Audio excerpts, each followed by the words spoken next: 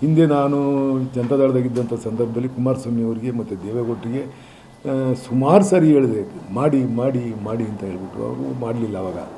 ಈಗ ಇವರು ಕಾರ್ಯಕರ್ತರನ್ನು ಗುರುತಿಸಿಕೊಡ್ಬೇಕು. ಪಾಪ ಅವು ನಮಗೋಸ್ಕರ ಪಕ್ಷಕ್ಕೋಸ್ಕರ ಹಗಲಿರುಳು ಹೋರಾಟ ಮಾಡ್ತವೆ, ದುಡಿತವೆ. ಅವಕ್ಕೆಲ್ಲ ಒಂದು ಕಡೆ ಯಾವುದೋ ನಿಗಮ ಮಂಡಳಿ ಸದಸ್ಯನ ಮೆಂಬರ್ ಮಾಡಿದರೆ ಅದನ್ನೇ ಒಂದು ದೊಡ್ಡ ಹುದ್ದೆ ಅಂತ ತಿಳ್ಕೊಂಡು ಖುಷಿ ಪಡ್ತವೆ. ಅದನ್ನು ಮಾಡಬೇಕು ಅಂತ ನಾನು ಮುಖ್ಯಮಂತ್ರಿ ಒತ್ತಾಯ. ನಾವೇನು ಕೊಡೋಂಗಿಲ್ಲ, ಅವರೇ ತಗೊಂತಾರೆ. ಇಲ್ಲ, ನಾನು ಕೊಡೋಕ್ಕಿದ್ದೆ ರೆಡಿ ಇದ್ದೆ. ಅವರೇ ತಗೊಂತೀವಿ ಇನ್ಮೇಲೆ ಅಲ್ಲಿಗೆ ಒಂದು ಸಾರಿ ವಿಡ್ರಾ ಮಾಡ್ಕೊಂಡ್ರೆ ಮುಗ್ದೋಯ್ತಲ್ಲ. ಅದು CM ಸುಪೀರಿಯರ್ ಪವರ್. ಅದು CM ಸುಪೀರಿಯರ್ ಪವರ್. ಅದು ಒಂದು ಲೈನಲ್ಲಿ ವಿಡ್ರಾ ಮಾಡ್ಕೊಬೋದು. ಎಲ್ಲ ನಿಗಮ ಮಂಡಳಿಗಳನ್ನ ಒಂದೇ ಒಂದು ಲೈನಲ್ಲಿ ವಿಡ್ರಾ ಮಾಡ್ಬೋದು. ಅದು ಪವರು. ಏನು ಮಾಡ್ತಾರೆ. ಹೊಸ ಜವಾಬ್ದಾರಿ. ಏನು ಜವಾಬ್ದಾರಿ?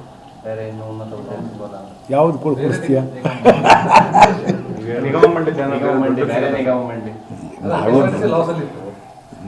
ಲಾಸಲ್ಲಿತ್ತು ಅಂತ ಅಲ್ಲ, ಅದು ಲಾಸು ಪ್ರಾಫಿಟ್ ಪ್ರಶ್ನೆ ಬರಲ್ಲ. ಅದು ಸಾರ್ವಜನಿಕರ ಸೇವೆಗಿರ್ತಕ್ಕಂಥದ್ದು.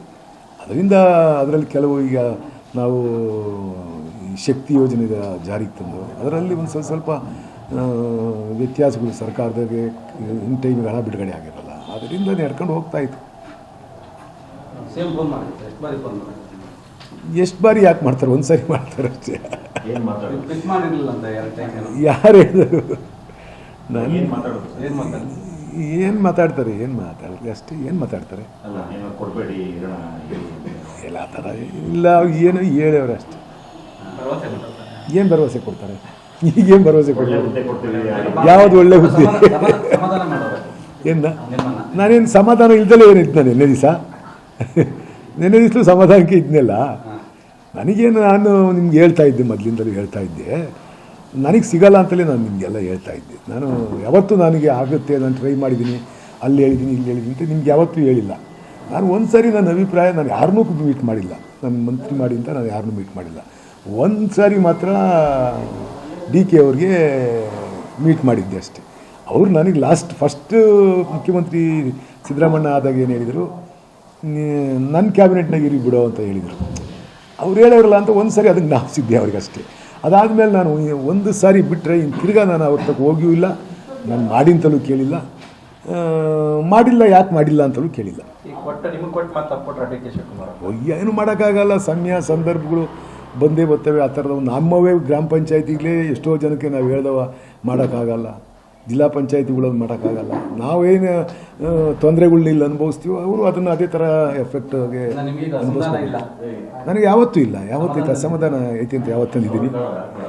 ಅಸಮಾಧಾನ ಐತಿ ಅಂತ ಯಾವತ್ತು ಹೇಳಿದ್ದೀನಿ? ಅಸಮಾಧಾನ ಇಲ್ಲ ನನಗೆ. ಅವರು ಮಾಡಿದರು, ಕೆಲವು ಮಾಡಿದ್ರು, ಬಾಲಣ್ಣ ಮಾಡಿದರು, ರಂಗನಾಥ್ ಮಾಡಿದ್ರು, ಸುಮಾರು ಜನ ಮಾಡಿದ್ರಲ್ಲ. ಏನು ಮಾತಾಡ್ತಾರೆ? ಅವ್ರು ಅನ್ಕೊಂಬಿಟ್ಟವ್ರೆ ನಾನು ಬೇಜಾರು ಮಾಡ್ಕೊಂಡಿದ್ದೀನಿ ಅಂತ. ನಾನೇನು ಬೇಜಾರು ಮಾಡ್ಕೊಂಡಿಲ್ಲ. ನಾನು ಯಾವತ್ತೂ ಹುದ್ದೆ ಹಿಂದೆ ಅಧಿಕಾರದಿಂದ ಆಸೆ ಬಿದ್ದು ಹೋದನಲ್ಲ. ಹಂಗೇನಾರ ಆಗಿದ್ದರೆ ನೀವು ಕೂತಿದ್ವಲ್ಲ ಇದೇ ಜಾಗದಲ್ಲಿ, ಯಡಿಯೂರಪ್ಪನವ್ರು ಕಳಿಸಿದ್ರು, ಆವಾಗಲೇ ಹೋಗಿದ್ರೆ ನಾನು ಅಲ್ಲೇ ಲೋಕೋಪಯೋಗಿ ಮಂತ್ರಿ ಆಗಿದ್ದೀನಿ. ಅದೆಲ್ಲ ನನಗೆ ಆ ಥರ ಆಸೆ ಇಲ್ಲ. ಅಧಿಕಾರಕ್ಕೋಸ್ಕರ ಅದು ಸತ್ಯ ಹೇಳಿದರೆ ಬೇಸರ ಅಂತಲ್ಲ ನಿನ್ನ ಲೆಕ್ಕದಲ್ಲಿ. ವಾಸ್ತವ ಸ್ಥಿತಿ ಹೇಳಿದರೆ ನಿಮಗೆ ಬೇಸರ ಅಂತಲ್ಲ. ಇಲ್ಲ ಇಲ್ಲ ಇಲ್ಲ, ಏನಕ್ಕೆ ನೋವು ಪಟ್ಕೊಂತೀಯ? ಏನಕ್ಕೆ ಪಟ್ಕೊಂತೀಯ ಹೇಳಿ ನೋಡು. ಮನುಷ್ಯಂಗೆ ಏನೇನೋ ಆಸೆಗಳಿರ್ತವೆ, ನಾವು ಅಂದ್ಕೊಳ್ಳೋವೆಲ್ಲ ಆಗಲ್ಲ.